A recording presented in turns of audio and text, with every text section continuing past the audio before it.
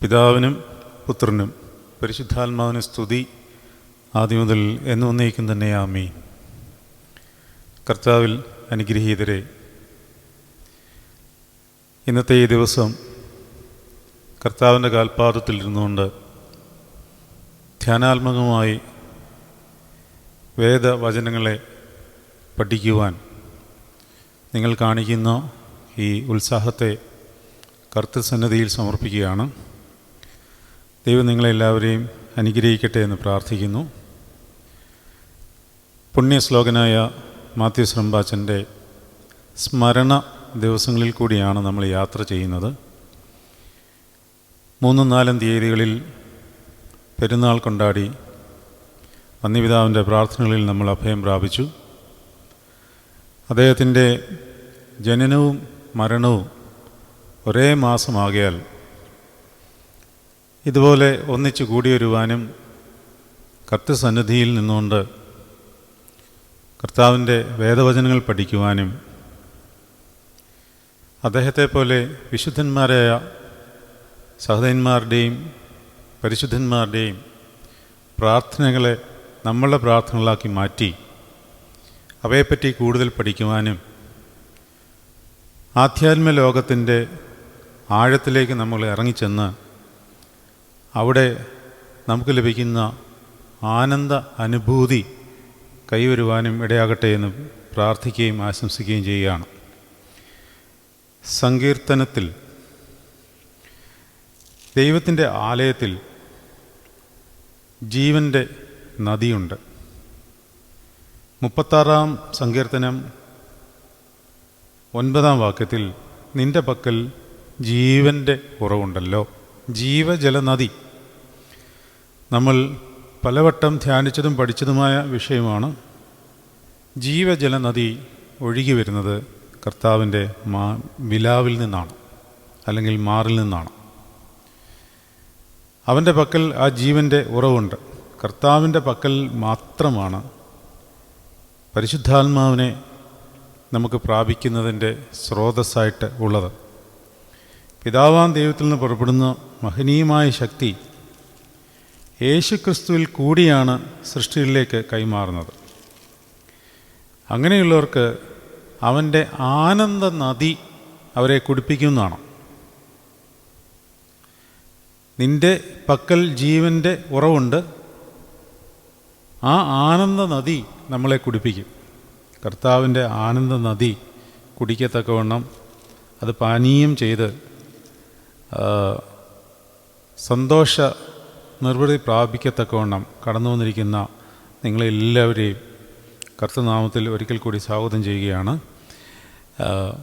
വന്യനായ മാത്യൂസ് റമ്പാച്ചൻ്റെ മധുരസംഭാഷണത്തിലെ, അല്ലെങ്കിൽ അദ്ദേഹത്തിൻ്റെ മൗനകാലത്തുണ്ടായിരുന്ന പ്രാർത്ഥന തന്നെ നമുക്ക് ധ്യാനിച്ചുകൊണ്ട് ഒരു അനുതാപത്തിൻ്റെ ഒരു തലത്തിലേക്ക് നമ്മളെ തന്നെ താഴ്ത്തി ദൈവസന്നിധിയിൽ ഇപ്പോൾ സമർപ്പിക്കാം.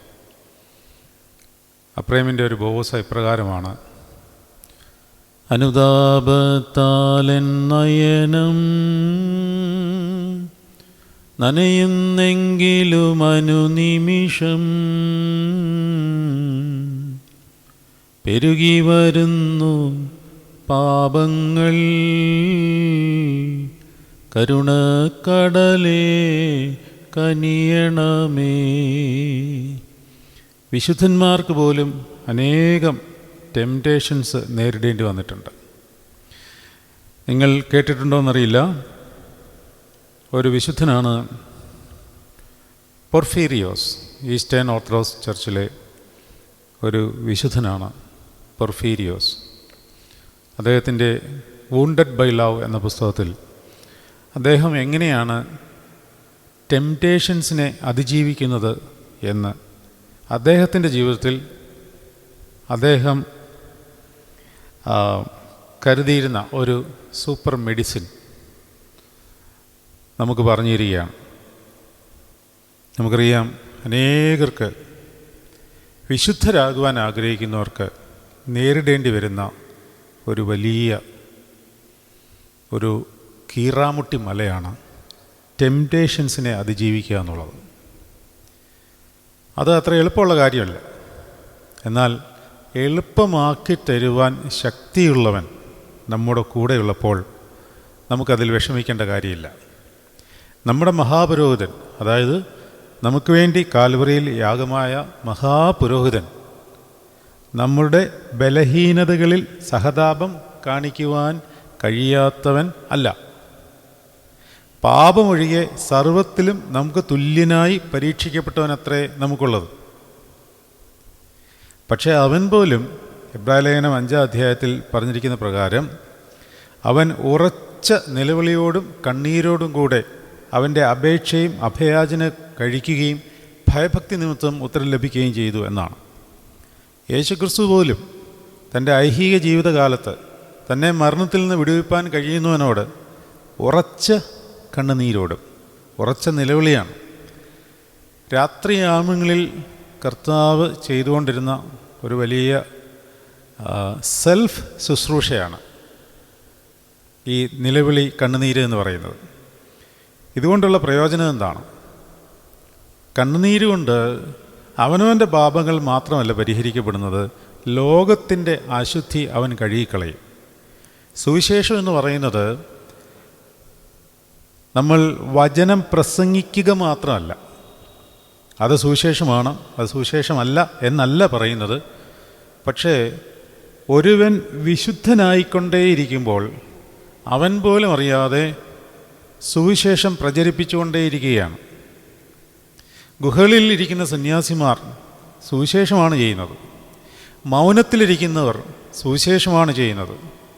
പ്രാർത്ഥനയിൽ ഉറ്റിരിക്കുന്നവർ സുവിശേഷമാണ് ചെയ്യുന്നത്. പക്ഷേ അവർ ആരോടും ചെന്ന് മുഖാമുഖമായി ഉണ്ടാവില്ല.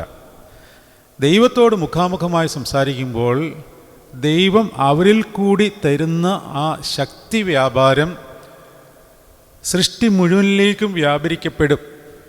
അങ്ങനെ അത് വലിയൊരു സുവിശേഷമായിട്ട് മാറും. അപ്പോൾ ഈ വിശുദ്ധൻ, അതായത് പൊർഫീരിയോസ് എന്ന വിശുദ്ധൻ, അദ്ദേഹത്തിന് ടെംപ്റ്റേഷൻസ് വരുമ്പോൾ അദ്ദേഹം ചെയ്തുകൊണ്ടിരുന്ന ഒരു മരുന്നാണ്, ഒരു പ്രാർത്ഥനയാണ് ജീസസ് പ്രയർ എന്ന് പറയുന്നത്. നമുക്കറിയാം, പൗരസ്ത്യ ദർശനത്തിൽ, ഓർത്തഡോക്സ് പാരമ്പര്യത്തിൽ നമ്മൾ കണ്ടിന്യൂസായി പ്രാർത്ഥിക്കേണ്ട ഒരു ചെറിയ പ്രാർത്ഥനയുണ്ട്. അതിന് വലിയ ശക്തിയാണ്. പക്ഷേ ആ പ്രാർത്ഥന പ്രാർത്ഥിക്കുന്നത് വെറും ജൽപ്പനമായി മാറിയാൽ അതിൻ്റെ ശക്തി വ്യാപാരത്തിലേക്ക് നമുക്ക് ഇറങ്ങിച്ചെല്ലുവാൻ സാധിക്കുകയില്ല. പ്രാർത്ഥന ഇത്രമേ ഉള്ളൂ: Lord Jesus Christ, son of the almighty, have Mercy on me A Sinner. Lord Jesus Christ, have Mercy on me A Sinner. അത്രയും മാത്രം ആയാലും മതി. ഇതിനെയാണ് ജീസസ് പ്രയർ എന്ന് പറയുന്നത്. നമുക്കൊരു ദീർഘനേരം ഇത് ഓരോ തവണയും ഉരുവിട്ടുകൊണ്ടേയിരിക്കത്തക്കവണ്ണം ജപമാല പോലെ ഈ പ്രാർത്ഥന നമുക്ക് തുടരാവുന്നതാണ്. പൗരസ്ത്യ പാരമ്പര്യത്തിൽ പരിശുദ്ധ ദൈവമാതാവിനെ വെച്ചുള്ള ജപമാല പ്രാർത്ഥന അധികം പ്രോത്സാഹിപ്പിച്ചിട്ടില്ല. കാത്തലിക് സഹോദരങ്ങൾ അത് ചെയ്യുന്നുണ്ട്. എന്നാൽ പൗരസ്ത്യ ദർശനത്തിൽ ഊന്നൽ കൊടുക്കുന്നത് ജീസസ് പ്രയറിനാണ്. ജീസസ് പ്രയർ എന്ന് പറഞ്ഞാൽ ഇത്രയേ ഉള്ളൂ: Lord Jesus Christ, son of David, have Mercy on me A Sinner. കാരണം യേശുവിൻ്റെ ദൈവത്വത്തെ കർത്താവെന്ന് പരിശുദ്ധാത്മാവിൽ ഏറ്റു പറഞ്ഞുകൊണ്ട് നമ്മൾ ചെയ്യുന്ന ഒരു വലിയ ആത്മീയ ശുശ്രൂഷയാണ് ഈ പ്രാർത്ഥന. ഈ വിശുദ്ധൻ തുടരെ ചൊല്ലുമായിരുന്നു. അദ്ദേഹം പറയുന്നത്, ഇത് ഒരു പ്രത്യേക സ്ഥലത്ത് പോയി ലൈറ്റൊക്കെ ഓഫ് ചെയ്തിട്ട് ഒരു സ്റ്റൂളയിലൊക്കെ കയറി ഇരുന്ന് കൈയും കൂപ്പി തലകളെ മണക്കി ചെയ്യേണ്ട പ്രാർത്ഥനയൊന്നുമല്ല. അങ്ങനെ ചെയ്യുന്നതുകൊണ്ട് കുഴപ്പമൊന്നുമില്ല. പക്ഷേ ഏത് നേരത്തും, സദാ നേരത്തും, whenever you feel like crying out Lord Jesus, son of David, have Mercy on me A Sinner എന്നൊരു ഫീലിംഗ് വരുമ്പോഴെല്ലാം നമുക്ക് ഏറ്റുപറയാവുന്നതാണിത്. പറഞ്ഞുകൊണ്ടേയിരിക്കാവുന്നതാണ്. ജോലിസ്ഥലത്ത് അല്പസമയം കിട്ടുമ്പോൾ കർത്താവിൻ്റെ കാൽവറിയെപ്പറ്റി ധ്യാനിക്കാമോ? കർത്താവിൻ്റെ മുറിവിൽ നിന്ന് ഇറ്റിറ്റ് വീഴുന്ന ചോരയെപ്പറ്റി ധ്യാനിക്കാമോ? അവൻ്റെ കാൽപാദങ്ങളിൽ നിന്ന് ഒഴുകി ഇറങ്ങി താഴെ മണ്ണിലേക്ക് പതിച്ച് ആദാമിൻ്റെ വായിലേക്ക് ഇറ്റിറ്റ് വീണ് ആ ചോര എൻ്റെ വായിലേക്കും ഭയഭക്തിയോടുകൂടി ഞാൻ സ്വീകരിക്കുന്നതായിട്ട് നമുക്ക് കാണുവാൻ സാധിക്കുമോ? അങ്ങനെയുണ്ടെങ്കിൽ തീർച്ചയായിട്ടും ഈ Lord Jesus Christ have Mercy on me A Sinner എന്ന് പറയുന്ന ഈ പ്രാർത്ഥനയുടെ ശ്രേഷ്ഠത നമുക്ക് മനസ്സിലാവും. അതിൽ കൂടി ശക്തി വ്യാപാരം ഇറങ്ങും. ഈ പരിശുദ്ധൻ പറയുകയാണ്, ഞാനൊന്ന് വായിച്ച് കേൾപ്പിക്കാം. അദ്ദേഹം പറയുന്നു,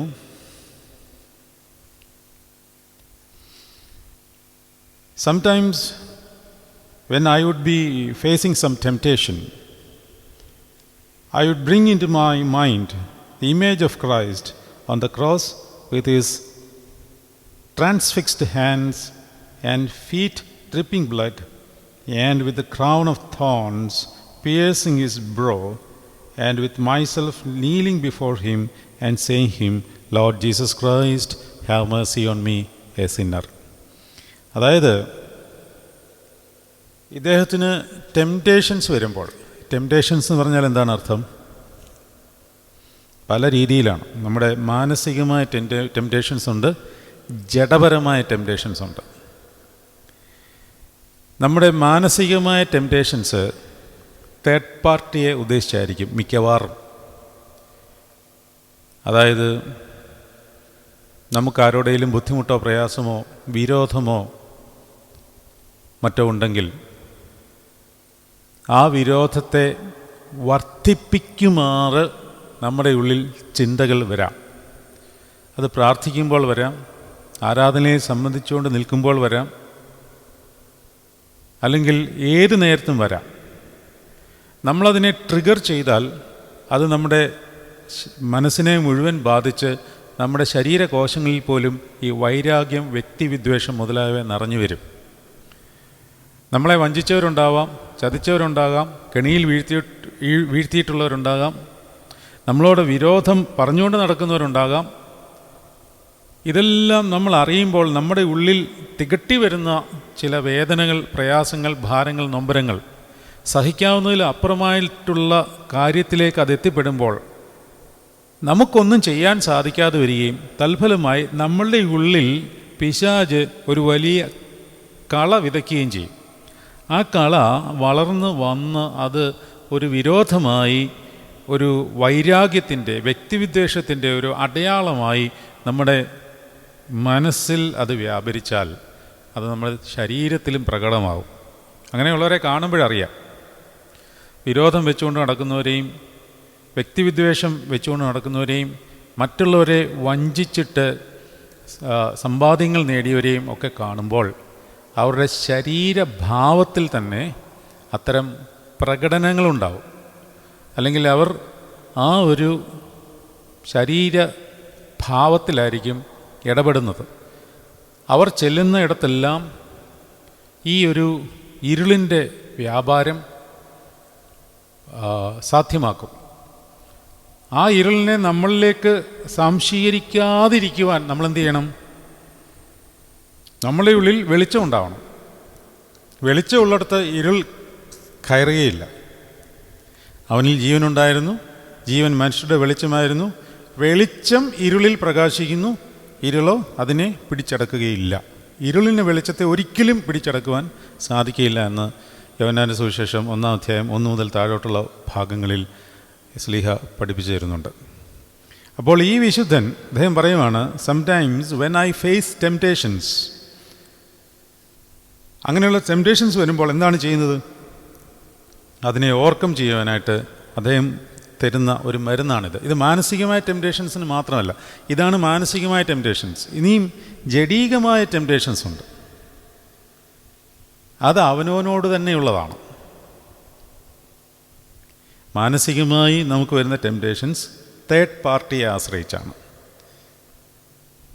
മറ്റുള്ളവനോട് എങ്ങനെ ഉത്തരം പറയേണ്ടു എന്നറിയേണ്ടതിന് നിങ്ങളുടെ വാക്ക് എപ്പോഴും ഉപ്പിനോട് കൂടിയുള്ളതും കൃപയോട് കൂടിയുള്ളതും ഉപ്പിനാൽ രുചി വരുത്തിയതും ആയിരിക്കട്ടെ. മറ്റുള്ളവരോട് മറ്റുള്ളവർ നിങ്ങളെ അധിക്ഷേപിക്കുമ്പോൾ, ആക്ഷേപിക്കുമ്പോൾ, പരിഹസിക്കുമ്പോൾ, വഞ്ചിക്കുമ്പോൾ, നിന്ദിക്കുമ്പോൾ, ഭാരപ്പെടുത്തുമ്പോൾ, കെണിയിൽ വീഴ്ത്തുമ്പോൾ അവരോട് എങ്ങനെ ഉത്തരം പറയണം എന്നറിയേണ്ടതിന് നിങ്ങളുടെ വാക്കുകൾ എപ്പോഴും കൃപയോടുകൂടിയുള്ളതും ഉപ്പിനാൽ രുചി വരുത്തിയതുമായിരിക്കട്ടെ. സദൃശവാക്യങ്ങൾ പറയുന്നത്, അധരം അടക്കിക്കൊണ്ടാൽ ഭോഷനെ പോലും ജ്ഞാനിയായും വിവേകിയായും എണ്ണുമെന്നാണ്. കൃത്യമായ വാക്യം ഇപ്രകാരമാണ്: മിണ്ടാതിരുന്നാൽ ഭോഷനെ പോലും ജ്ഞാനിയായും, അധരം അടക്കിക്കൊണ്ടാൽ വിവേകിയായും എണ്ണും. ഭോഷൻ ഭോഷത്തരം പറയുമ്പോൾ അതിന് മറുപടി പറയാൻ പോകേണ്ട ആവശ്യമില്ല. ആ ഭോഷത്വം അവനിൽ തന്നെ ഇരിക്കട്ടെ. പരിഹാസിയെ ശാസിച്ചിട്ട് കാര്യമില്ലെന്നാണ് സദൃശവാക്യങ്ങൾ പറയുന്നുണ്ട്. പരിഹാസിയെ ശാസിച്ചിട്ട് കാര്യമില്ല. ജ്ഞാനിയെ ശാസിക്കുക, അവൻ ബുദ്ധി പ്രാപിക്കും. പരിഹാസിയെ ശാസിച്ചാൽ ആ ശാസന നമുക്ക് പരിഹാസമായിട്ട് മാറത്തേ ഉള്ളൂ. അപ്പോൾ രണ്ടാമത്തെ തരത്തിലുള്ള ടെംപ്റ്റേഷനാണ് ജഡീക ആസക്തി.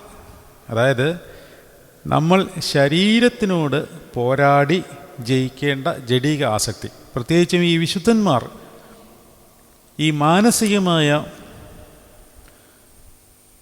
ടെംപ്റ്റേഷൻസിനെ വളരെ എളുപ്പം തരണം ചെയ്യും. കാരണം ക്രിസ്തുവിൻ്റെ ആ വലിയ പ്രാഭവശക്തി പരിശുദ്ധ കുർബാനയിൽ കൂടിയും ക്രിസ്തു സാന്നിധ്യത്തിൽ കൂടിയും നേടിക്കഴിഞ്ഞാൽ നമുക്ക് മറ്റുള്ളവരോട് എങ്ങനെ പെരുമാറണം എന്നുള്ളത് കർത്താവ് നമ്മളെ പഠിപ്പിച്ചു തന്നുകൊണ്ടേയിരിക്കും. അതിനുള്ള ജ്ഞാനം ദൈവം തരും. ആ ഉയരത്തിൽ നിന്നുള്ള ജ്ഞാനം സാവധാനതയും സമാധാനവും പക്ഷപാതം കൂടാത്തതും ആകുന്നു എന്ന് യാക്കോബ് ശ്ലീഹ പഠിപ്പിക്കുന്നത് പോലെ, അങ്ങനെ ഉയരത്തിൽ നിന്നുള്ളൊരു ജ്ഞാനത്താൽ നമ്മളെ നമ്മുടെ മനസ്സിൻ്റെ തലം കൊണ്ട് കർത്താവ് നിറച്ചു തരും. പക്ഷെ അപ്പോഴും ബാക്കി നിൽക്കുന്നത് ജഡത്തെ തോൽപ്പിക്കാനുള്ള ശക്തിയാണ്. അതെളുപ്പമല്ല. കാരണം ജഡീക ആസക്തി എന്ന് പറയുന്നത് 3 സുഖങ്ങളെ ആസ്പദമാക്കിയാണ്. എന്താണ് ആ 3 സുഖങ്ങൾ? 1 ഉറക്കം, 2 ഭക്ഷണം, 3 ലൈംഗികത, സെക്സ്. ഇത് 3ഉം എല്ലാ മനുഷ്യ ശരീരത്തിലും വളരെ ശക്തമായി സ്വാധീനം ചെലുത്തിയിട്ടുള്ളതാണ്. ചിലർക്ക് എപ്പോഴും ഉറങ്ങാനാണ് ഇഷ്ടം. സദൃശവാക്യങ്ങൾ പറയുന്നു, കുറേ കൂടെ ഉറക്കം, കുറേ കൂടെ നിദ്ര, ഇങ്ങനെ നിങ്ങളുടെ ദാരിദ്ര്യം വഴിപോക്കനെ പോലെയും ബുദ്ധിമുട്ട് ആയുധമാണിയെപ്പോലെയും വരുമെന്നാണ്. മടിയാ ഉറുമ്പിനെ നോക്കി പഠിക്കുക, അത് വേനൽക്കാലത്ത് തൻ്റെ ആഹാരം ശേഖരിച്ചു വയ്ക്കുന്നു. എപ്പോഴും ഉറങ്ങണമെന്നുള്ള ആഗ്രഹം ശരീരത്തിൻ്റെ ഒരു സുഖമാണ്. പകൽ സമയത്ത് ഉറങ്ങണം, രാത്രിയിൽ ഉറങ്ങണം. ഇപ്പോൾ ശാസ്ത്രം പഠിപ്പിക്കുന്നത് അങ്ങനെ തന്നെയാണ്. ഇത്ര മണിക്കൂർ ഉറങ്ങിയിരിക്കണം. കർത്താവ് രാത്രിയാമങ്ങളിൽ ഉറങ്ങാതെ പ്രാർത്ഥിച്ചുകൊണ്ടിരുന്നു എന്നാണ്. ഇത്ര മണിക്കൂർ ഉറങ്ങണം എന്നുള്ളത് ശരീരത്തിൻ്റെ ആവശ്യമാണെങ്കിൽ കർത്താവ് ഈ ഉറക്കം തരാതെ നിങ്ങൾ എങ്ങനെയാണ് ഉറങ്ങാൻ പോകുന്നത്? നമ്മളൊരു കാര്യം മനസ്സിലാക്കണം. വളരെ നിസ്സാരപ്പെട്ട കാര്യമാണെന്ന് നമുക്ക് തോന്നും. നിങ്ങൾ കിടക്കുമ്പോൾ ഉറങ്ങുന്നു. നിങ്ങൾക്കറിയാം, എത്രയോ പേർക്ക് ഉറക്കമില്ലാത്ത രാത്രികളുണ്ട്. ഭാരങ്ങൾക്കുണ്ടാകാം, വ്യസനങ്ങൾക്കുണ്ടാകാം, പ്രയാസങ്ങൾക്കുണ്ടാകാം, ഉറക്കമില്ല. പക്ഷേ നമ്മൾ കിടക്കുമ്പോൾ ഉറങ്ങിപ്പോകുന്നു. ചിലരുണ്ടല്ലേ, എനിക്കൊരു സുഹൃത്തുണ്ട്, എവിടെ കിടന്നാലും അപ്പം ഉറങ്ങും. എനിക്ക് അസൂയ തോന്നാറുണ്ട്. അപ്പം ഉറങ്ങും. കിടക്കുക ഉറങ്ങുക ഒരുമിച്ച് നടക്കും. സത്യത്തിൽ കിടന്നുറങ്ങരുത് എന്നാണ് പറയുന്നത്. ശ്രദ്ധിച്ച് മനസ്സിലാക്കണം. കിടന്ന് ഉറങ്ങരുത്. പിന്നെ എങ്ങനെയാണ് ഉറങ്ങേണ്ടത്? കിടന്നുറങ്ങാൻ പോകുമ്പോഴാണ് ഈ പ്രശ്നം. കിടന്നിട്ടല്ല ഉറങ്ങേണ്ടത്, പിന്നെ ഉറങ്ങിക്കിടക്കണം. കിടന്നു കഴിഞ്ഞാൽ പിന്നെ മറ്റൊന്നും ചിന്തിക്കുവാനുള്ള ഒരു സാധ്യത മനസ്സിന് കൊടുക്കരുത്. ഇനി അങ്ങനെ ഒരു സാധ്യത ഇല്ലയെന്നുണ്ടെങ്കിൽ, നിങ്ങൾക്ക് കിടന്നിട്ടാണ് ഉറക്കം വരുന്നത്, അല്ലെങ്കിൽ അങ്ങനെ ശീലിച്ചിട്ടുള്ളൂ എങ്കിൽ കിടന്നു കഴിഞ്ഞാൽ ഈ ജീസസ് പ്രയർ ചൊല്ലാവുന്നതാണ്. ഉറക്കം എന്ന ജഡീക ആസക്തിയെ തോൽപ്പിക്കുവാനും അല്ലെങ്കിൽ ഉറങ്ങുന്നതിന് മുമ്പ് നമ്മളുടെ ഉള്ളിലേക്ക് വരുന്ന പാപമലിന ചിന്തകളെ തരണം ചെയ്യുവാനും ജീസസ് പ്രയർ ഉപകരിക്കും. അതെങ്ങനെയാണ് ചൊല്ലേണ്ടതെന്ന് അദ്ദേഹം പറയുന്നുണ്ട്. അത് മുമ്പേ വായിച്ചതിൻ്റെ എക്സ്പ്ലനേഷൻ വരുമ്പോൾ അത് കുറച്ചും കൂടെ മനസ്സിലാവും. കർത്താവിനോടുള്ള ഈ യേശു പ്രാർത്ഥന. ഉറക്കം കൂടാതെ മറ്റൊരു ജഡീക ആസക്തിയാണ് ഭക്ഷണം. ഭക്ഷണം എന്ന് പറയുന്നത് നമുക്കെല്ലാവർക്കും ഇഷ്ടമുള്ളതും പ്രിയമുള്ളതുമാണ്. പക്ഷേ ഒരു ലിമിറ്റ് കഴിഞ്ഞ് ഭക്ഷണത്തിന്മേൽ നമ്മുടെ ആശ്രയം വയ്ക്കുമ്പോൾ ജീവിക്കുവാൻ വേണ്ടിയാണ് ഭക്ഷണം കഴിക്കേണ്ടത്, ഭക്ഷണം കഴിക്കുവാനല്ല ജീവിക്കേണ്ടത്. ഭക്ഷണത്തിന്മേൽ നമുക്കൊരു അധികാരം കിട്ടിക്കഴിയുമ്പോൾ അത് കർത്താവിന് ഏറ്റവും പ്രീതിയുള്ള കാര്യമാണ്. കാരണം കർത്താവിനെ ആദ്യം പരീക്ഷിച്ചത് എവിടെയാണ്? എവിടെയാണ്? കർത്താവിനെ ആദ്യം പരീക്ഷിച്ചത് ഭക്ഷണത്തിലാണ്. അത് എളുപ്പമുള്ള കാര്യമല്ല. കാരണം ഇതെല്ലാം ശരീരത്തിന് സുഖം തരുന്നതാണ്, രുചി തരുന്നതാണ്. മറ്റൊന്നാണ് ലൈംഗിക ആസക്തി, സെക്സ്. ഏത് മനുഷ്യനിലും കുടികൊണ്ടിട്ടുള്ള ഒരു വികാരമാണത്. എത്ര വലിയ വിശുദ്ധനിലും അതുണ്ട്.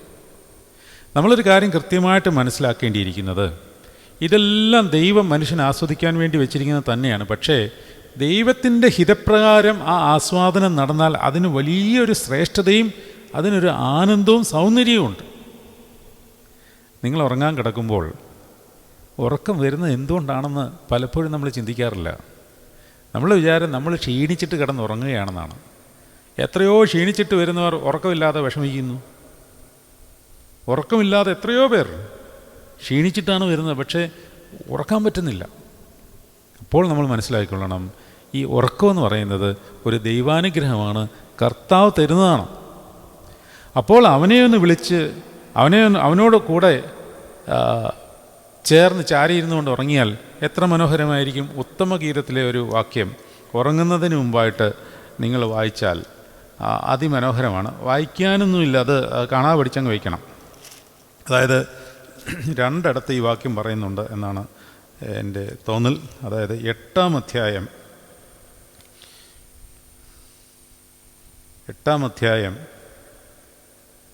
3-ാം വാക്യത്തിൽ ഇപ്രകാരം പറയുന്നു: അവൻ്റെ ഇടം കൈ എൻ്റെ തലയിൻ കീഴെ ഇരിക്കട്ടെ, അവൻ്റെ വലം കൈ എന്നെ ആശ്ലേഷിക്കട്ടെ. നമുക്ക് 2-ാം അധ്യായത്തിലൂടെ നോക്കാം. 2-ാം അധ്യായം 6-ാം വാക്യത്തിലും ഇതേ വാക്യം തന്നെ പറയുന്നുണ്ട്. 2-ാം അധ്യായം 6-ാം വാക്യം എടുത്തോ. 2-ാം അധ്യായം 6-ാം വാക്യം ഇതേ വാക്യം തന്നെ പറയുന്നുണ്ട്. അവൻ്റെ ഇടം കൈ എൻ്റെ തലയിൻ കീഴെ ഇരിക്കട്ടെ, അവൻ്റെ വലം കൈ എന്നെ ആശ്ലേഷിക്കട്ടെ. അപ്പോൾ നമ്മൾ ഉറങ്ങാൻ കിടക്കുമ്പോൾ എന്താണ്? അവൻ്റെ എന്ന് പറയുമ്പോൾ നമ്മളതിനെ കർത്താവിൻ്റെ ഇടം കൈയാട്ട്, അവൻ്റെ ഇടം കൈ എൻ്റെ തലയിൻ കീഴെ ഇരിക്കട്ടെ. അപ്പോൾ നമ്മൾ ഉറങ്ങുമ്പോൾ, നമ്മൾ കുഞ്ഞുങ്ങളെ ചേർത്ത് വെച്ച് ഉറങ്ങുമ്പോൾ, കുഞ്ഞുങ്ങൾ നമ്മളുടെ ഈ കൈയുടെ ഈ ഭാഗത്ത് കിടന്ന് ഉറങ്ങുകയാണെങ്കിൽ നമ്മുടെ ഇടം കൈ ആ കുഞ്ഞിൻ്റെ തലയിൻ കീഴെ ഇരിക്കും. എന്നിട്ട് വലം കൈ ആശ്ലേഷിക്കട്ടെ. അപ്പോൾ ആ പൊസിഷനിങ് ഒന്ന് ആലോചിച്ച് നോക്കി. ആ ഒരു പൊസിഷനിങ്ങിൽ കർത്താവിനെ നിങ്ങളോട് ചേർത്ത് വെച്ചാൽ കർത്താവാണ് നിങ്ങൾക്ക് ഉറക്കം തരുന്നത് എന്നുള്ള നന്ദിയോടെ നിങ്ങൾക്ക് തമ്പുരാൻ്റെ സന്നിധിയിൽ ഉറങ്ങുവാൻ സാധിക്കും. അതുപോലെ തന്നെയാണ് ലൈംഗികത. എല്ലാ കാര്യങ്ങളുടെയും സുഖ സമ്പത്തും കർത്താവ് നമുക്ക് തരും. അല്ലാതെ കർത്താവിന് വേണ്ടി എല്ലാം മാറ്റിവെക്കുമ്പോൾ ഇതെല്ലാം ഒഴിച്ചിട്ട് ഏതാണ്ട് ആത്മീയ സുഖത്തിൻ്റെ മാത്രം കാര്യം അല്ല ദൈവം നമുക്ക് തരുന്നത്. മുമ്പേ അവൻ്റെ രാജ്യനീതി അന്വേഷിക്കുമ്പോൾ സകലതും അതിനോടുകൂടെ കിട്ടുമെന്നാണ്. എന്നാൽ നമ്മൾ ഇതിലെല്ലാം അമിതമായി ആഹ്ലാദിക്കുകയും സന്തോഷിക്കുകയും തിന്ന് കുടിച്ച് ആനന്ദിക്കുക എന്നുള്ള അവസ്ഥയിലേക്ക് എത്തുകയും ചെയ്യുമ്പോൾ അതിന് ദൈവമക്കളിൽ ദൈവം കൂച്ചുവിലങ്ങിടും. മറ്റുള്ളവരിൽ അനീതി ചെയ്യുന്നവൻ ഇനി അനീതി ചെയ്യട്ടെ, അഴുക്കാടുന്നവൻ ഇനി അഴുക്കാടട്ടെ എന്നുള്ള രീതിയിൽ വിട്ടേക്കുമായിരിക്കാം. പക്ഷേ ദൈവമക്കളെ ദൈവം കൂച്ചുവിലങ്ങിടും. അതങ്ങനെയാണ്. അപ്പോൾ ഈ വിശുദ്ധൻ പറയുകയാണ്, തനിക്ക് ശരീരത്തിൽ ടെംപ്റ്റേഷൻ ഉണ്ടാകുമ്പോൾ, അതായത് ശരീരത്തിൽ ടെംപ്റ്റേഷൻസ് വരുമ്പോൾ അദ്ദേഹം എടുക്കുന്ന ഒരു മരുന്ന് എന്ന് പറയുന്നത്, ഇപ്പോൾ ജഡീക ആസക്തിയാണെന്ന് വിചാരിക്കുക. ജഡീക ആസക്തിയെ തരണം ചെയ്യുവാനാണ് ഏറ്റവും കൂടുതൽ പ്രയാസം. ഏറ്റവും കൂടുതൽ പ്രയാസം അതാണ്. ഇത് മൂന്നും പ്രയാസമാണ്. ഉറക്കം, അതുപോലെ തന്നെ ആഹാരം അല്ലെങ്കിൽ ഭക്ഷണം അല്ലെങ്കിൽ സെക്സ്, ഇതിനെ മൂന്നിനെയും തരണം ചെയ്ത് ജീവിക്കുക എന്ന് പറഞ്ഞാൽ വളരെ പ്രയാസമാണ്. പ്രത്യേകിച്ച് സന്യാസിമാർ. അത് അത്ര എളുപ്പമല്ല.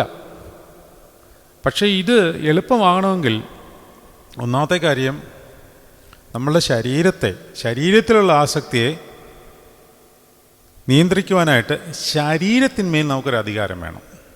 ആ ശക്തി നമുക്ക് ലഭിക്കണം. കാരണം നാം പാപം സംബന്ധിച്ച് മരിച്ച് നീതിക്ക് ജീവിക്കേണ്ടതിന് അവൻ തൻ്റെ ശരീരത്തിൽ നമ്മുടെ പാപങ്ങളെ ചുമന്നു, തൻ്റെ അടിപ്പിണറുകളാൽ നമുക്ക് സൗഖ്യം വന്നിരിക്കുന്നു. കൊരിന്ത്യർക്ക് എഴുതിയ ലേഖനത്തിൽ 6-ാം അധ്യായത്തിൽ ശരീരം കൊണ്ട് നമ്മൾ ദൈവത്തെ മഹത്വപ്പെടുത്തണമെന്നാണ് പറയുന്നത്. ശരീരം കൊണ്ട് ദൈവത്തെ മഹത്വപ്പെടുത്തണം.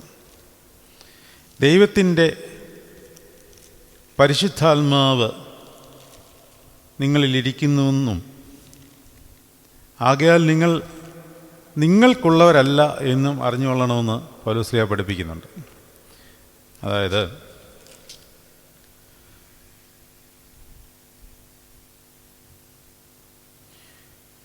ദൈവത്തിൻ്റെ ദാനമായി നിങ്ങളിലിരിക്കുന്ന പരിശുദ്ധാത്മാവിൻ്റെ മന്ദിരമാകുന്നു നിങ്ങളുടെ ശരീരം. അതായത് 1 കൊരിന്ത്യർ 6-ാം അധ്യായം 19-ാം വാക്യത്തിൽ ദൈവത്തിൻ്റെ ദാനമായി നിങ്ങളിൽ ഇരിക്കുന്ന പരിശുദ്ധാത്മാവിൻ്റെ മന്ദിരമാകുന്നു നിങ്ങളുടെ ശരീരം. ഇതേ വാക്യം തന്നെ 1 കൊരിന്ത്യർ 3:16 നിങ്ങൾ ദൈവത്തിൻ്റെ മന്ദിരമെന്നും ദൈവത്തിൻ്റെ ആത്മാവ് നിങ്ങളിൽ വസിക്കുന്നുവെന്നും നിങ്ങൾ അറിയുന്നില്ലയോ? ദൈവത്തിൻ്റെ മന്ദിരം നശിപ്പിക്കുന്നവനെ ദൈവം നശിപ്പിക്കും. ദൈവത്തിൻ്റെ മന്ദിരം വിശുദ്ധമല്ലോ, നിങ്ങളും അങ്ങനെ തന്നെ. ഇവിടെ പറയുന്നു, ദൈവത്തിൻ്റെ ദാനമായി നിങ്ങളിലിരിക്കുന്ന, അല്ലെങ്കിൽ ദൈവത്തിൻ്റെ ദാനമായി നിങ്ങളിലിരിക്കുന്ന പരിശുദ്ധാത്മാവിൻ്റെ മന്ദിരമാകുന്നു നിങ്ങളുടെ ശരീരമെന്നും നിങ്ങളെ വിലയ്ക്ക് വാങ്ങിയിരിക്കുകയാൽ. ആര് വിലയ്ക്ക് വാങ്ങി? കർത്താവ് തൻ്റെ ശരീരത്തെ തകർത്തുകൊണ്ട് രക്തം ചീന്തിക്കൊണ്ട് നിങ്ങളെ വിലയ്ക്ക് വാങ്ങിയിരിക്കുകയാൽ നിങ്ങൾ താന്താങ്ങൾക്കുള്ളവരല്ല എന്നും അറിയുന്നില്ലയോ? എന്ന് പറഞ്ഞാൽ നമ്മുടെ ശരീരം നമുക്കുള്ളതല്ലെന്നോ. ആകയാൽ എന്തു ചെയ്യണം? നിങ്ങളുടെ ശരീരം കൊണ്ട് നിങ്ങൾ ദൈവത്തെ മഹത്വപ്പെടുത്തണം. ഒരു കാര്യം ദൈവമക്കളെ നിങ്ങളോട് പറയട്ടെ, ദൈവത്തിന് അല്ലെങ്കിൽ കർത്താവിന് ഏറ്റവും പ്രസാദകരമായ യാഗം എന്താണെന്നറിയാമോ? ശരീരത്തെ തോൽപ്പിക്കുന്നതാണ്. ഒരു പട്ടക്കാരൻ വിശുദ്ധ കുർബാന ചൊല്ലുന്നതിനേക്കാൾ കർത്താവിന് പ്രീതികരം അവൻ തൻ്റെ ശരീരത്തിന്മേൽ ആധിപത്യം എടുക്കുന്നതാണ്. റോമർക്ക് എഴുതിയ ലേഖനം 12-ാം അധ്യായത്തിൽ എപ്രകാരമാണ് പറയുന്നത്? റോമർക്ക് എഴുതിയ ലേഖനം 12-ാം അധ്യായം, ആകയാൽ നിങ്ങൾ ബുദ്ധിയുള്ള ആരാധനയായി നിങ്ങളുടെ ശരീരങ്ങളെ ജീവന് വിശുദ്ധിയുള്ള ദൈവത്തിന് പ്രസാദമുള്ള യാഗമായി സമർപ്പിപ്പീൻ. ഒന്നും കൂടെ വായിക്കാം. ആകയാൽ സഹോദരങ്ങളെ, റോമർക്ക് എഴുതിയ ലേഖനം 12-ാം അധ്യായം പ്രകാരം പറയുന്നു, ആകയാൽ സഹോദരന്മാരെ, ഞാൻ ദൈവത്തിൻ്റെ മനസ്സിലെ ഓർപ്പിച്ച് നിങ്ങളെ പ്രബോധിപ്പിക്കുന്നത്, നിങ്ങൾ ബുദ്ധിയുള്ള ആരാധനയായി നിങ്ങളുടെ ശരീരങ്ങളെ ജീവനും വിശുദ്ധിയും ദൈവത്തിന് പ്രസാദമുള്ള യാഗമായി സമർപ്പിപ്പീൻ. പിന്നെന്താ പറയുന്നത്? ഈ ലോകത്തിന് അനുരൂപപ്പെടാതെ നന്മയും പ്രസാദവും പൂർണ്ണതയുമുള്ള ദൈവഹിതം ഇന്നത് എന്ത് എന്നറിഞ്ഞ് മനസ്സ് പുതുക്കി രൂപാന്തരപ്പെടുവീൻ. അപ്പോൾ ശരീരത്തെ സമർപ്പിക്കണം, മനസ്സ് പുതുക്കി രൂപാന്തരപ്പെടണം. ഇവിടെ പരിശുദ്ധാത്മാവ് ഇറങ്ങത്തുള്ളൂ. പരിശുദ്ധാത്മാവ് ഇറങ്ങണമെന്നുണ്ടെങ്കിൽ മനസ്സ് പുതുക്കി രൂപാന്തരപ്പെടണം. അതോടൊപ്പം ശരീരത്തെ വിശുദ്ധിയായി കാത്തുകൊള്ളണം. അതുകൊണ്ട് നമ്മുടെ ശരീരം താന്താങ്ങൾക്കുള്ളവരല്ല അല്ലെങ്കിൽ നമ്മുടെ ശരീരം നമ്മുടേതല്ല, അത് പരിശുദ്ധാത്മാവിൻ്റെ കുടിയിരിപ്പ് ഭവനമാണ്.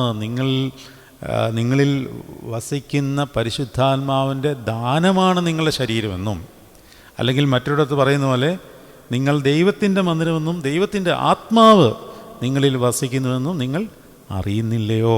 ദൈവത്തിൻ്റെ പരിശുദ്ധാത്മാവിൻ്റെ കുടിയിരിപ്പ് ഭവനമാണ്. പരിശുദ്ധ പിതാക്കന്മാരുടെ ഒരു വലിയ ശ്രേഷ്ഠമേറിയ ഒരു ചിന്തയുണ്ട്. അതിലേക്ക് ഇപ്പോൾ പ്രവേശിക്കുന്നില്ല. പ്രവേശിച്ചു കഴിഞ്ഞാൽ അത് വേറെ റൂട്ടിലേക്ക് പോകും. അത് ഇപ്രകാരമാണ്: പിതാവാം ദൈവം, പുത്രനാം ദൈവം, പരിശുദ്ധാത്മാവാം ദൈവം, ത്രിത്വം.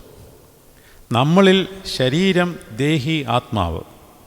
ഈ പിതാവാം ദൈവം നമ്മുടെ ആത്മാവുമായിട്ടും പുത്രനാം ദൈവം ദേഹിയുമായിട്ടും പരിശുദ്ധാത്മാവ് ശരീരവുമായിട്ടും ബന്ധപ്പെട്ടിരിക്കുന്നു. അതായത് പരിശുദ്ധാത്മാവിൻ്റെ കുടിയിരിപ്പ് മന്ദിരമാണ് നമ്മുടെ ശരീരം, കുടിയിരിപ്പ് ഭവനമാണ് നമ്മുടെ ശരീരം. അതുകൊണ്ട് നമ്മളുടെ ശരീരം കൊണ്ട് ദൈവത്തെ മഹത്വപ്പെടുത്തേണ്ടിയിരിക്കുന്നു. അപ്പോൾ ഈ വിശുദ്ധൻ, വീണ്ടും ഈ വിശുദ്ധനിലേക്ക് തിരിച്ചു വരികയാണ്. ഈ വിശുദ്ധൻ ടെംപ്റ്റേഷൻസിനെ ഓവർകം ചെയ്തത് ഇപ്രകാരമാണ്.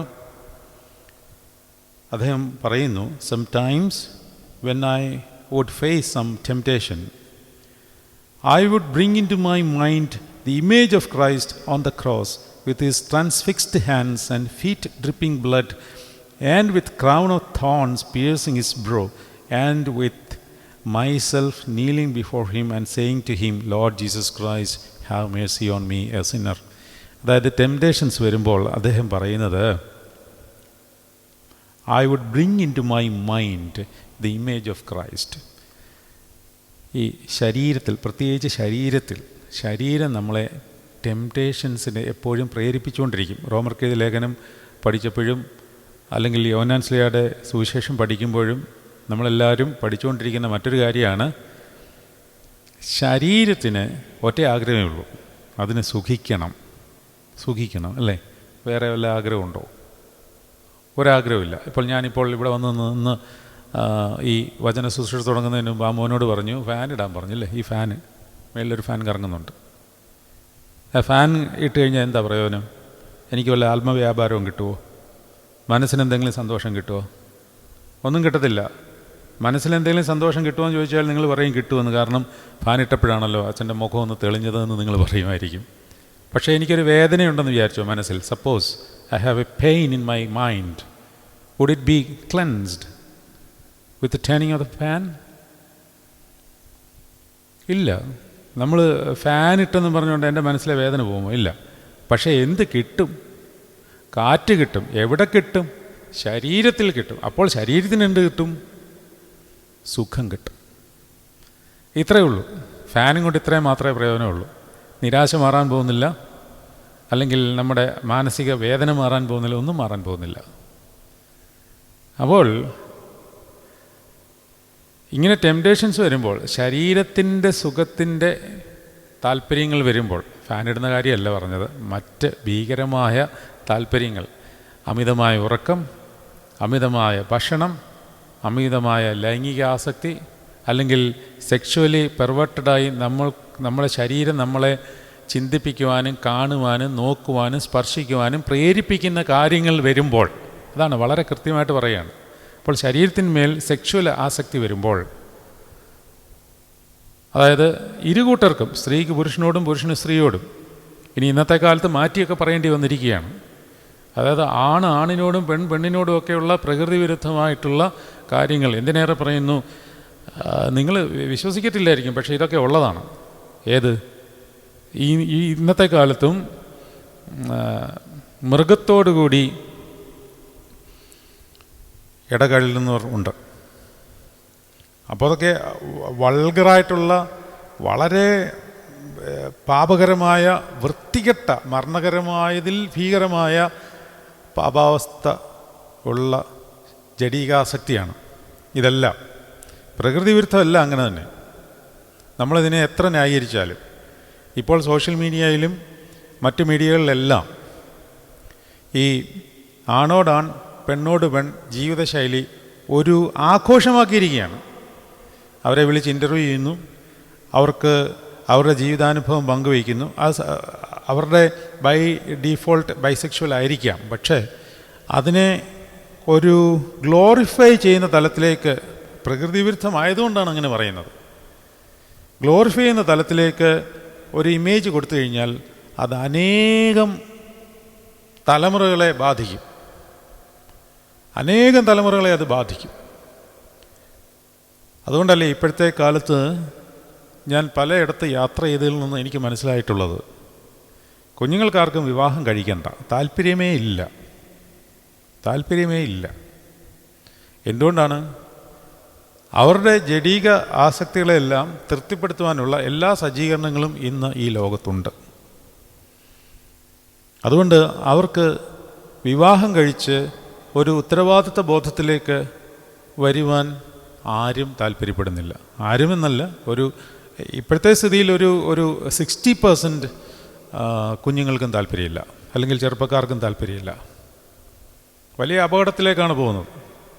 ഇത് അന്ത്യകാലത്തിൻ്റെ ലക്ഷണങ്ങളൊക്കെയാണ്. കാരണം ഇതെല്ലാം നിന്ന് പോവുകയാണ്, ഓരോന്നോരോന്ന് കുറഞ്ഞു വരികയാണ്. AI അല്ലെങ്കിൽ ആർട്ടിഫിഷ്യൽ ഇൻ്റലിജൻസ് വരുന്നതോടുകൂടി ഇനി എല്ലാം ക്ലെൻസ്ഡ് ആവുമെന്നാണ് എൻ്റെ ഒരു അഭിപ്രായം. അത് ഒരു നെബൂഖദ്നേസർ രാജാവിനെ യഹൂദ വംശത്തിലേക്ക് അയച്ച് പ്രവാസത്തിലേക്ക് കൊണ്ടുപോയതുപോലെയാണ് AI വരാൻ പോകുന്നതെന്നാണ് എൻ്റെ ഒരു വിലയിരുത്തൽ. കാരണം AI എന്ന് കേൾക്കുമ്പോഴത്തേന് എല്ലാവർക്കും അങ്ങ് ഭയമാണിപ്പോൾ. എന്താണ് ഭയമെന്ന് പറഞ്ഞു കഴിഞ്ഞാൽ,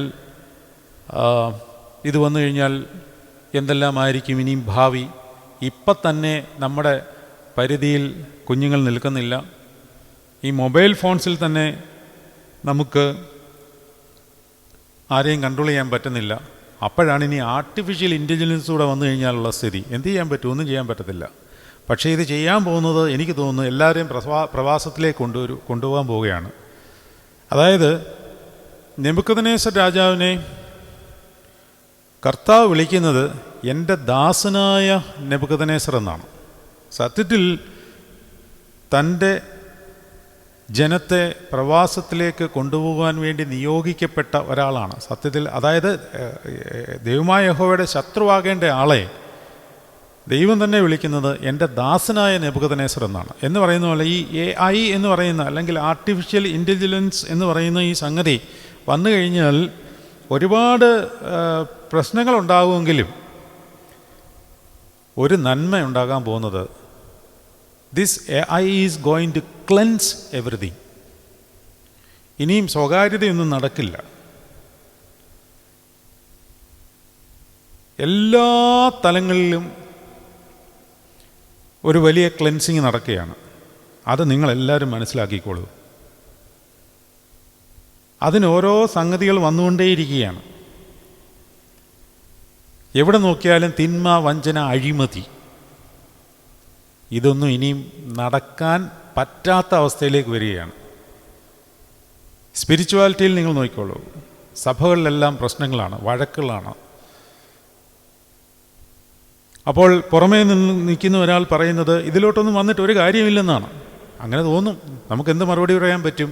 നമുക്ക് ചെയ്യാൻ പറ്റുന്നത് നമ്മൾ ആദ്യം പറഞ്ഞ കാര്യമാണ്. എന്താണ്? നമ്മൾ സുവിശേഷം നമ്മളിൽ തന്നെ പരത്തുക. അതായത് നമ്മൾ വിശുദ്ധനാകുക, അല്ലെങ്കിൽ വിശുദ്ധരാകുക.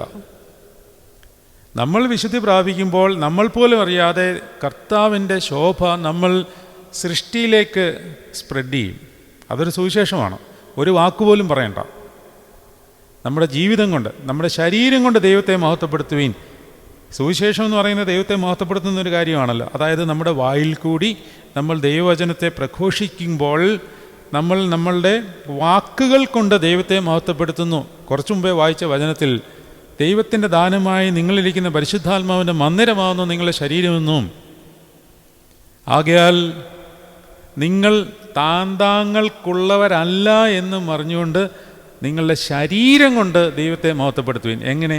ശരീരത്തെ ദണ്ഡിപ്പിച്ച് ക്രിസ്തുവിൻ്റെ ശരീരത്തിനോട് പങ്കാളിയാകുമ്പോൾ പാപം നമ്മളിൽ വിട്ടൊഴിയുന്നു. 1 പത്രോസ് 4:1. ക്രിസ്തുവിൻ്റെ ഭാവം തന്നെ നിങ്ങളുണ്ടായിരിക്കട്ടെ എന്ന് പറയുന്ന ആ വാക്യം. ജഡത്തിൽ കഷ്ടം അനുഭവിക്കുന്നവൻ ജഡത്തിൽ ശേഷിച്ചിരിക്കുന്ന കാലം ഇനി മനുഷ്യരുടെ മുഖങ്ങളല്ല ദൈവത്തിൻ്റെ ഇഷ്ടത്തിനത്രേ അധീനരാകിയാൽ പാപം നിങ്ങളിൽ കർത്തൃത്വം നടത്തുകയില്ല.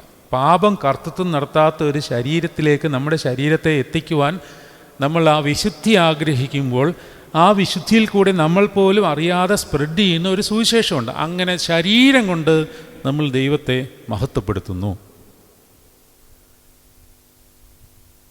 ഇത് വളരെ വളരെ പ്രധാനപ്പെട്ട ഒരു കാര്യമാണ്. ആർട്ടിഫിഷ്യൽ ഇൻ്റലിജൻസ് വരുമ്പോൾ സംഭവിക്കുന്നത് ഒരു വലിയ ക്ലെൻസിങ് തന്നെയാണ്. സ്പിരിച്വാലിറ്റിയിൽ അതുകൊണ്ട് ക്ലെൻസിങ് ഉണ്ടാവും. വേദപുസ്തകത്തിൽ, യെശയ്യാവിൻ്റെ പുസ്തകത്തിൽ, യെരമ്യാവിൻ്റെ പുസ്തകത്തിൽ, വെളിപാടിൽ, അതുപോലെ ഒബദ്യാവിൽ എല്ലാം പറയുന്ന ഒരു കാര്യമുണ്ട്. അതായത് ഒരു ശേഷിപ്പ് യഹൂദയിൽ നിന്ന് ദൈവം ശേഷിപ്പിക്കും, ഒരു ശേഷിപ്പിനെ ശേഷിപ്പിക്കും. ആ ശേഷിപ്പിൽ നമ്മളാവണം. ഒരു വിശുദ്ധ സന്തതി, അങ്ങനെ ഒരു കൂട്ടം, അങ്ങനെ ഒരു കൂട്ടത്തെ ദൈവം ഉണ്ടാക്കിക്കൊണ്ടിരിക്കുകയാണ്. എല്ലാവരും വലിയ പെർഫെക്റ്റായി മലാഖമാരെ പോലെ ആകും എന്നൊന്നും അവകാശപ്പെടേണ്ട. ഓരോ വിശുദ്ധിയുടെ പടവുകൾ കയറും തോറും നമ്മൾ നമ്മുടെ എല്ലാ ചിന്തകളും വ്യാപാരങ്ങളും താഴേക്കാണ് വരുന്നത്. കർത്താവെ ഒന്നുമായിട്ടില്ല. ഈ വിശുദ്ധൻ ഒരു സ്ഥലത്ത് പറയുന്നുണ്ട്, ക്രിസ്തുവിനെ സ്നേഹിക്കുക എന്ന് പറഞ്ഞു കഴിഞ്ഞാൽ ഓരോ ദിവസം കഴിയും തോറും എനിക്കൊട്ടും സ്നേഹിക്കുവാൻ പറ്റുന്നില്ലല്ലോ എന്ന തോന്നലുള്ളവനാണ് യഥാർത്ഥമായി ക്രിസ്തുവിനെ സ്നേഹിക്കുന്നത്. ഒന്നും ആവുന്നില്ല. കർത്താവെ, എനിക്ക് നിന്നെ ഒന്ന് സ്നേഹിക്കണം. ആ കൃപ കർത്താവ് തന്നെ തരണം. എല്ലാം കർത്താവ് തരേണ്ടതാണ്. അപ്പോൾ ആ കൃപ നമ്മളിലേക്ക് വരുവാൻ കർത്താവ് ആ കൃപ തരുമ്പോൾ ആ ശക്തിയുടെ ഭാഗമായി നമുക്ക് തോന്നുന്നത് നമുക്ക് സ്നേഹം വർദ്ധിച്ചു എന്നല്ല. കർത്താവ് ഇത്രയും പോരാ, എനിക്ക് ഇത്രയും സ്നേഹിച്ചാൽ പോരാ, അധികമായി എനിക്ക് നിന്നെ സ്നേഹിക്കുവാനുള്ള കൃപ തരണം. കാരണം ഇപ്പോൾ എനിക്ക് ഒന്നും ആയിട്ടില്ല. ഈ തോന്നലാണ് വരേണ്ടത്. അവൻ ദൈവത്തെ അധികമായി സ്നേഹിക്കുന്നു എന്നാണ് അർത്ഥം. അവനിൽ കൃപ വ്യാപരിക്കുന്നു എന്നാണ് അർത്ഥം. അപ്പോൾ ഈ പുതിയ തലമുറയിൽ സ്പിരിച്വാലിറ്റിയിൽ വലിയൊരു റവല്യൂഷൻ വരും. ഒരു ശേഷിപ്പ് മാറി വിശുദ്ധ സന്തതിയായി അവശേഷിക്കും.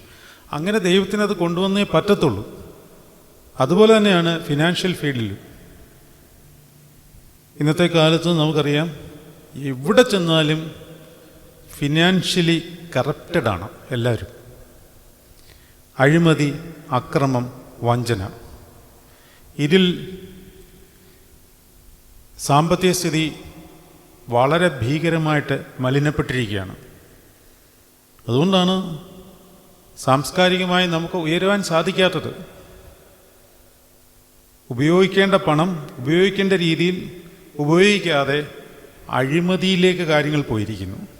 എന്നാൽ പുതിയ വലിയ മെക്കാനിസം വന്നുകൊണ്ടിരിക്കുകയാണ്. ഇതൊരു വലിയ റവല്യൂഷനാണ്.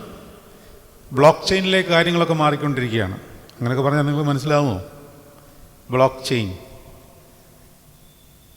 കറൻസീസ് എല്ലാം മാറി. ഈ കാണുന്ന ഫിയറ്റ് പേപ്പർ കറൻസീസ് എല്ലാം ശൂന്യമായി പോകും, ഒന്നിനും വിലയില്ലാതാവും. പിന്നെ ബ്ലോക്ക് ചെയിൻ ആയിരിക്കും കറൻസീസ് എല്ലാം നിയന്ത്രിക്കുന്നത്. ബ്ലോക്ക് ചെയിനിൽ അഴിമതി നടക്കില്ല. നമ്മളിനി വിചാരിച്ചാലും പറ്റില്ല. എല്ലാം സുതാര്യമാണ്. പിയർ ടു പിയർ ട്രാൻസാക്ഷൻസാണ്. അപ്പോൾ അവിടെ ഒരു ക്ലിൻസിങ് നടക്കും. സാംസ്കാരികമായ ക്ലിൻസിങ് ഉണ്ടാവും. ചുരുക്കം പറഞ്ഞാൽ AI എന്ന് പറയുന്ന ആർട്ടിഫിഷ്യൽ ഇൻ്റലിജൻസ് ചെയ്യാൻ പോകുന്ന കാര്യം ദോഷത്തേക്കാൾ ഗുണം തന്നെയാണ്. കാരണം ഇവിടെ ഇനിയും അനീതി ചെയ്യുവാനോ അക്രമം നടത്തുവാനോ സാധിക്കാത്ത ഒരവസ്ഥയിലേക്ക് വരും. പിന്നീട് അവിടെ ഒരു വലിയ സ്പിരിച്വൽ വിപ്ലവം, റെവല്യൂഷൻ തന്നെ ഉണ്ടാവും. അങ്ങനെയാണ് ദൈവരാജ്യത്തിൻ്റെ മറ്റൊരു സാധ്യത വരാൻ പോകുന്നത്. ഞാൻ പറഞ്ഞുകൊണ്ട് വന്നത്, ജഡത്തെ തോൽപ്പിക്കുവാൻ ജീസസ് പ്രയർ വളരെയധികം ഗുണം ചെയ്യും. ഈ വിശുദ്ധൻ തനിക്ക് ടെംപ്റ്റേഷൻ ഉണ്ടാകുമ്പോൾ പ്രാർത്ഥിച്ച ഇപ്രകാരമാണ്: I would bring into my mind the image of Christ on the cross with his transfixed hands and feet dripping blood and with the crown of thorns piercing his brow. and with myself kneeling before him and saying to him, Lord Jesus Christ, have mercy on me. ഈ temptations വരുമ്പോൾ കർത്താവിൻ്റെ ക്രൂശിത രൂപം ആദ്യം മനസ്സിലേക്ക് കൊണ്ടുവന്നിട്ട് വിരിഞ്ഞ് ക്രൂശിൽ തറയ്ക്കപ്പെട്ട് വേദനപ്പെട്ട് കിടക്കുന്ന ആ വേദനയെ സാംശീകരിക്കും, തൻ്റെ വേദനയോട് ചേർത്ത് വയ്ക്കും, അല്ലെങ്കിൽ ആ വേദനയൊന്ന് ഉൾക്കൊള്ളുവാനുള്ള ഒരു ശ്രമം നടത്തും. തൻ്റെ ആണിപ്പാടുള്ള കാലിൽ നിന്ന് ഒഴുകിയിറങ്ങുന്ന രക്തത്തിൻ്റെ തീവ്രത തൻ്റെ മനസ്സിലേക്ക് കൊണ്ടുവരും. തൻ്റെ തലയിൽ തറച്ചിരുന്ന മുള്ളാണി തൻ്റെ ഐബ്രോസിൽ കുത്തിയിറങ്ങുന്നതിൻ്റെ വേദന ഉള്ളിലേക്ക് സാംശീകരിക്കും. അപ്പോൾ അവനറിയാതെ മുട്ടുമടക്കി അല്ലെങ്കിൽ ഇരിക്കുന്നയിടത്ത് നിന്നുകൊണ്ട് Lord Jesus have Mercy on me എന്ന ഓരോ വാക്കും എടുത്ത്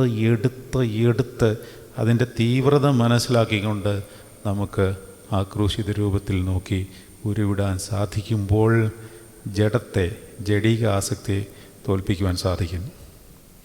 മാത്യു സെബാസ്റ്റ്യൻ തൻ്റെ മധുര സംഭാഷണത്തിൽ മൗനകാലത്ത് എഴുതിയ പ്രാർത്ഥന ഒന്ന് വായിക്കുകയാണ്. ആ പ്രാർത്ഥനയിൽ ഒരുപാട് ആഴത്തിലുള്ള അർത്ഥങ്ങളുണ്ട്. നിസ്സാരമായ ഭാഷയിലാണ്, അല്ലെങ്കിൽ വളരെ ലളിതമായ ഭാഷയിലാണ് അദ്ദേഹം എഴുതിയിരിക്കുന്നതെങ്കിലും ആഴമേറിയ അർത്ഥങ്ങളാണ്. കാരണം ഇതിലെ ഒരു പ്രാർത്ഥനയെങ്കിലും നമ്മളുടെ പ്രാർത്ഥനയാക്കി മാറ്റി നമ്മുടെ ജീവിതത്തിൻ്റെ ഭാഗമായിട്ട് മാറ്റുവാൻ സാധിക്കുന്നുണ്ടോ എന്ന് മാത്രം ഒന്ന് വിശകലനം ചെയ്യുക. ഞാനൊന്ന് വായിച്ച് കേൾപ്പിക്കാം. സ്നേഹമേറിയ കർത്താവേ, ഈ 6-ാം മൗനത്തിലേക്ക് അടിയനെ ക്ഷേമത്തോടെ അടുപ്പിച്ചതിനായി നന്ദിയോടെ സ്തോത്രം ചെയ്യുന്നു. 6-ാം മൗനത്തിലേക്ക് അദ്ദേഹം പ്രവേശിച്ചു. അടിയൻ്റെ സകല ബലഹീനതയ്ക്കും അവിടുന്ന് ഉറപ്പ് തന്നതിനായും നന്ദിയോടെ വീണ്ടും സ്തോത്രം ചെയ്യുന്നു. നമ്മൾ ആദ്യമേ പഠിച്ചില്ലേ, നമ്മളുടെ ബലഹീനതകളിൽ സഹതാപം കാണിക്കുവാൻ കഴിയാത്ത ഒരു ദൈവമല്ല നമുക്കുള്ളത്. പാപം ഒഴികെ സർവ്വതിലും നമുക്ക് തുല്യനായി പരീക്ഷിക്കപ്പെട്ടവനത്രേ നമുക്കുള്ളതാണ്. അതുകൊണ്ട് നിങ്ങളുടെ ഉള്ളിൽ മടുപ്പ് തോന്നാതിരിക്കേണ്ടതിന് ഇങ്ങനെ പാപികളാൽ വിരോധം സഹിച്ച നമ്മുടെ ഈ മനുഷ്യപുത്രനെ ധ്യാനിച്ചുകൊള്ളുവീൻ. ചിലപ്പോൾ നമുക്ക് മടുപ്പുണ്ടാവും, അല്ലേ? ആധ്യാത്മിക ജീവിതത്തിൽ മടുപ്പുണ്ടാവാൻ സാധ്യതയുണ്ട്. കൂടെ നടന്ന ശിഷ്യന്മാർ പോലും മടുത്തുപോയി. നമുക്കും അങ്ങനെ ഇടയ്ക്ക് മടുപ്പുണ്ടാവും.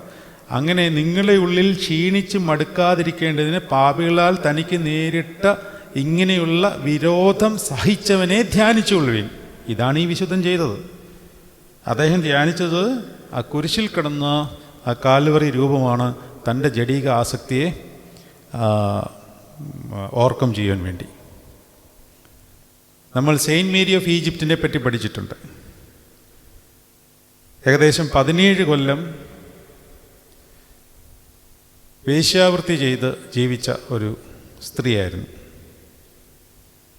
വേശ്യാവൃത്തി എന്ന് പറയുമ്പോൾ ചെറിയ രീതിയിലുള്ള പരിപാടിയൊന്നുമല്ല. അവൾ അങ്ങോട്ട് ചെന്ന് പുരുഷന്മാരെ ആകർഷിക്കുമായിരുന്നു.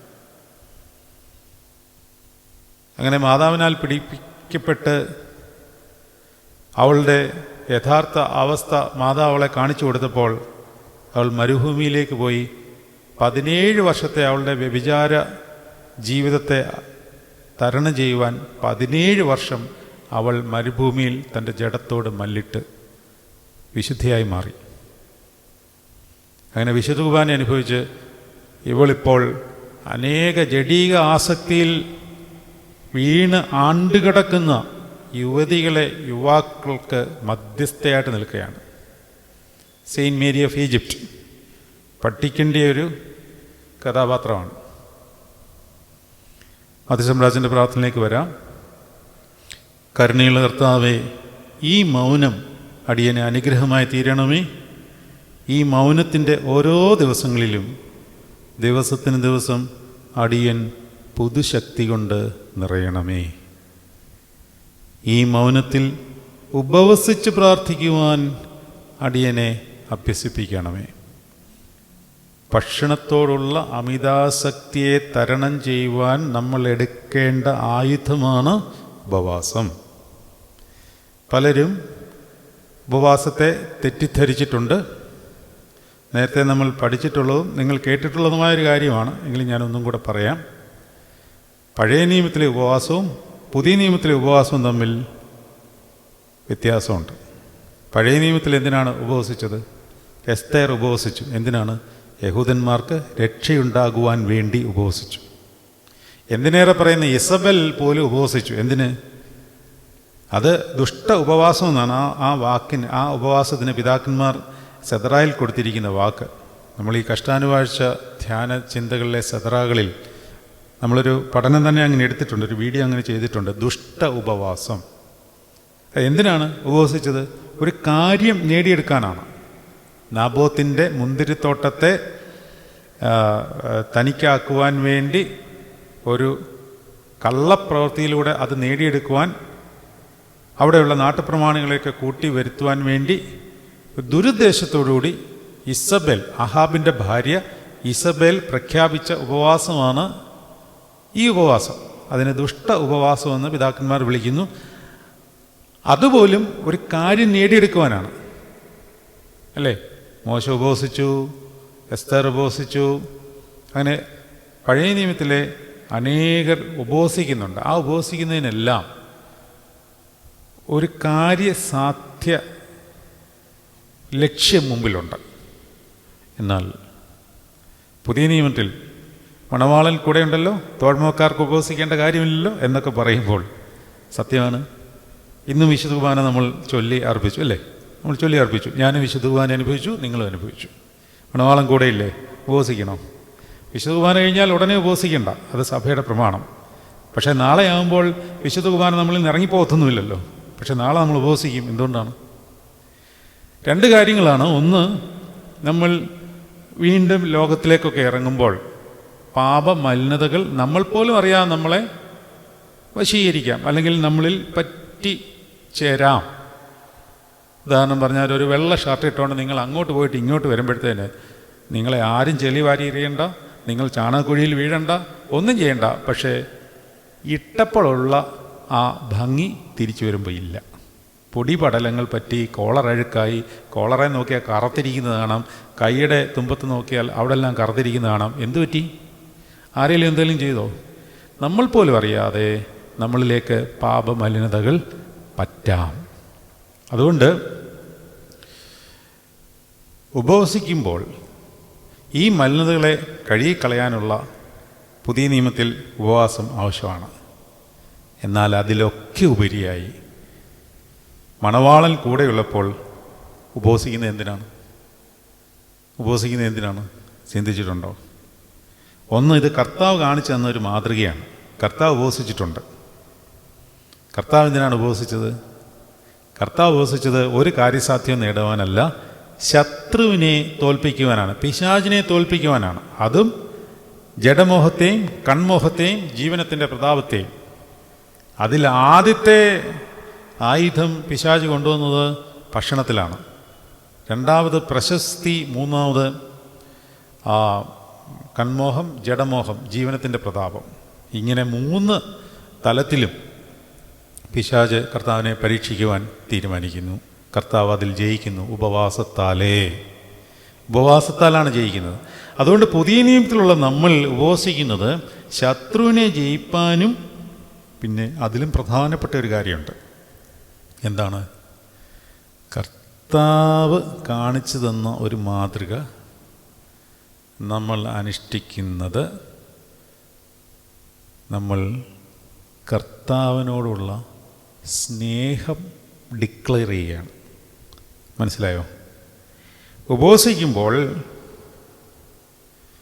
നമ്മൾ കാര്യസാധ്യത്തിന് വേണ്ടിയല്ല ഉപവസിക്കുന്നത്, മറിച്ച് കർത്താവിനോടുള്ള സ്നേഹം കാരണം ലോകത്തെ പരിത്യജിക്കുകയാണ്. അതാണ് ഉപവസിക്കുമ്പോൾ സംഭവിക്കുന്നത്. യേശു സ്നേഹം വർദ്ധിക്കുമ്പോൾ നമ്മളിൽ നിന്ന് ലോകം ഇറങ്ങിപ്പോകുന്നതിൻ്റെ അടയാളമാണ് ഉപവാസം. ഇക്കാര്യം നമ്മൾ മനസ്സിലാക്കിക്കൊള്ളണം. പിതാവ് വീണ്ടും പ്രാർത്ഥിക്കുന്നു, ഈ മൗനത്തിൽ ഉപവസിച്ച് പ്രാർത്ഥിക്കുവാൻ അടിയനെ അഭ്യസിപ്പിക്കണമേ. തിരുവിഷ്ടപ്രകാരം ഉപവസിച്ച് പ്രാർത്ഥിപ്പാൻ കഴിവ് തരണമേ. തിരുവിഷ്ടപ്രകാരം ഉപവസിച്ച് പ്രാർത്ഥിക്കുവാൻ കഴിവ് തരണമേ.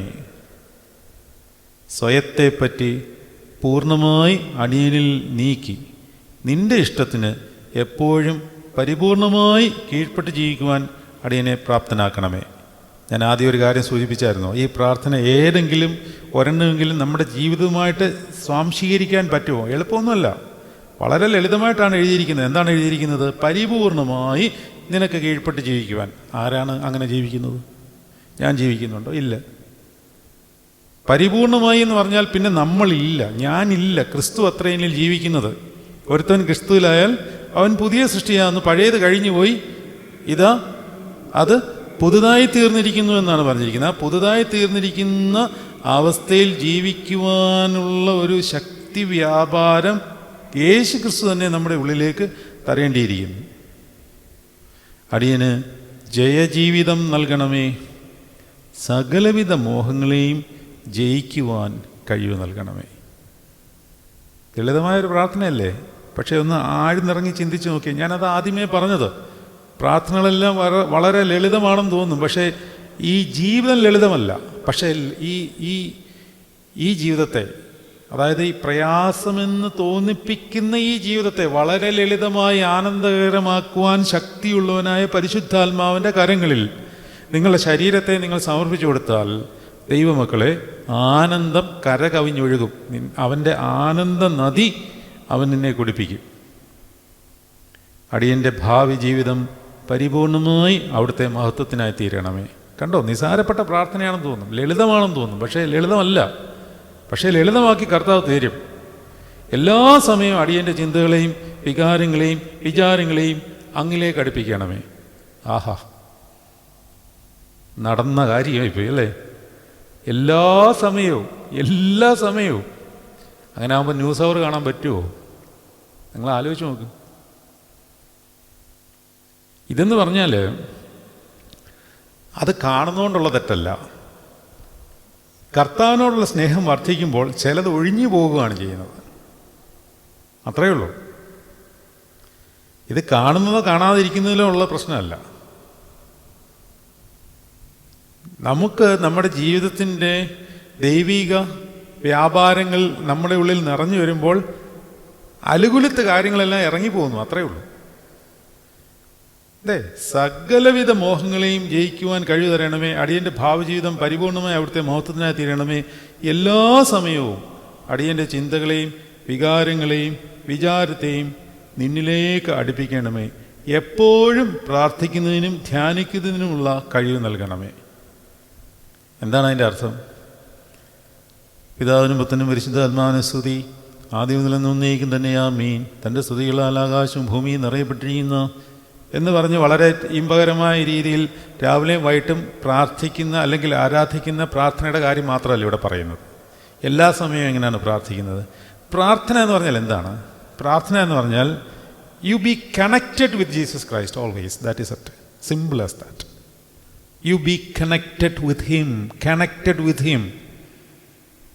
എല്ലാ കാര്യത്തിലും ക്രിസ്തുവിൻ്റെ ഒരു കണക്ഷൻ ഉണ്ടെങ്കിൽ യു ആർ ഇൻ പ്രയർ. അതാണ് എല്ലായ്പ്പോഴും ഇടപെടാതെ പ്രാർത്ഥിക്കുവീൻ, എല്ലായ്പ്പോഴും സ്തോത്രം ചെയ്യുവീൻ. നിങ്ങളുടെ അപേക്ഷകൾ സ്തോത്രങ്ങളായ ദൈവസന്നിധിയിൽ സമർപ്പിക്കുക അത്രേ വേണ്ടത്.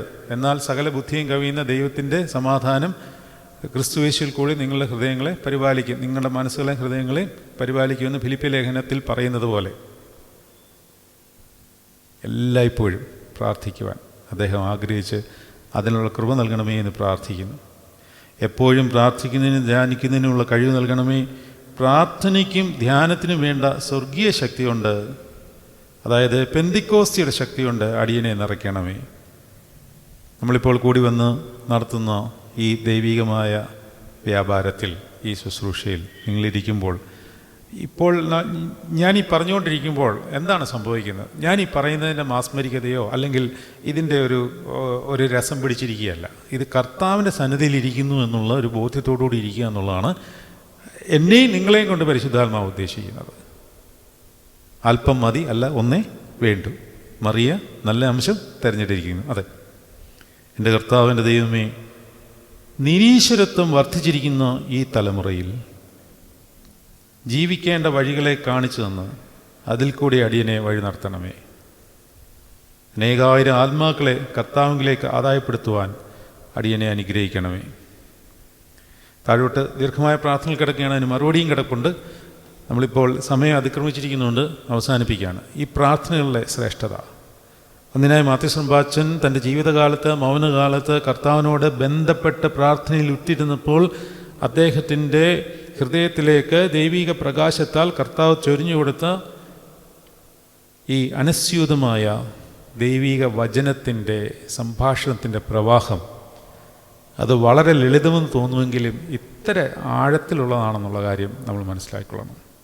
അതുകൊണ്ട് വിശുദ്ധന്മാരുടെ ജീവിതത്തെ അനുകരിപ്പാനും അവരെപ്പോലെ ആയിത്തീരുവാൻ ഞങ്ങളെ സഹായിക്കണമേ, അതിനുള്ള കൃപ നൽകണമേ എന്ന് നമുക്ക് പ്രാർത്ഥിക്കാം. ദൈവം നിങ്ങളെല്ലാവരെയും അനുഗ്രഹിക്കട്ടെ. ഈ ശുശ്രൂഷയിൽ വന്ന് എല്ലാവർക്കുമുള്ള നന്ദി സ്നേഹം അറിയിക്കുന്നു. മാത്യു പാപ്പച്ചൻ്റെ ജന്മദിനത്തിൻ്റെ സമയം കൂടിയാണ്. ആയതിനാൽ നിങ്ങൾക്കെല്ലാവർക്കും സ്വർഗത്തിൻ്റെ പേരിൽ നന്ദി അറിയിക്കുന്നു. ഒന്നിനായ മാത്യു പാപ്പച്ചൻ നമ്മളെയും പ്രാർത്ഥനയിൽ ഓർക്കുന്നു, നമ്മൾ അദ്ദേഹത്തെയും ഓർക്കുക. വാനവ ബലിയിൽ പാപികളും ബലഹീനരുമായ ഞങ്ങളെയും കർത്താവിൻ്റെ സന്നിധിയിൽ ഓർത്തുകൊള്ളണമേ എന്ന് പ്രാർത്ഥിക്കുക. അദ്ദേഹത്തെ പോലെ മൗനത്തോടും ഉപവാസത്തോടും ജാഗരണത്തോടും ആത്മീയ ഒരുക്കത്തോടും വെടിപ്പോടും വിശുദ്ധിയോടും ദൈവസന്നിധിയിലായിരിക്കാൻ ദൈവം നിങ്ങളെല്ലാവരെയും അനുഗ്രഹിക്കുമാറാട്ടെ. കർത്താവ് നിങ്ങളെ തുണയ്ക്കട്ടെ. പിതാവിനും പുത്രനും ജീവനുള്ള പരിശുദ്ധാത്മാവിനും സ്തുതി. ആമേൻ.